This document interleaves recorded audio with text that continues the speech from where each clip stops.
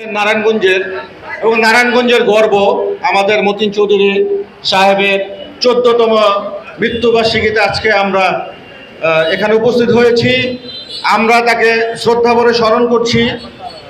এই মতিন চৌধুরী যতদিন আল্লাহ তাকে দুনিয়াতে রেখেছিলেন, এই নারায়ণগঞ্জের ভালো মন্দ, শুধু ভালো মন্দই দেখার নাই, উনি নারায়ণগঞ্জের কর্মীদের এত আদর যত্ন করে রাখতেন যা বলা ছিল না। আমরা তার বিদেহী আত্মার মাগফিরাত কামনা করছি এবং আল্লাহর কাছে দোয়া করছি তাকে আল্লাহ যেন জান্নাতের উচ্চ মাকাম দান করেন। ওনারই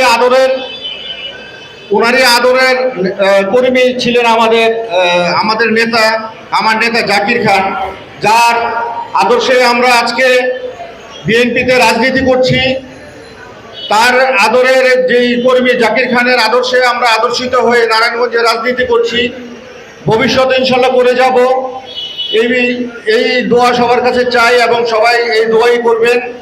আমরা এই মৃত্যুবার্ষিকীতে বেশি কিছু বলার নেই, তারপরে বলবো যে নারায়ণগঞ্জের রাজনীতিতে জাকির খানের হাতকে শক্তিশালী করার জন্য পূর্বে আমরা যেমন শক্তিশালী ছিলাম, একত্ববাদ ছিলাম, আশা করি এখনও আছি, ভবিষ্যতেও থাকবো জাকির খানের সাথে। এই বলে আমি আমার বক্তব্য শেষ করছি। আল্লাহ হাফেজ। আসসালামু আলাইকুম ওয়া রাহমাতুল্লাহ।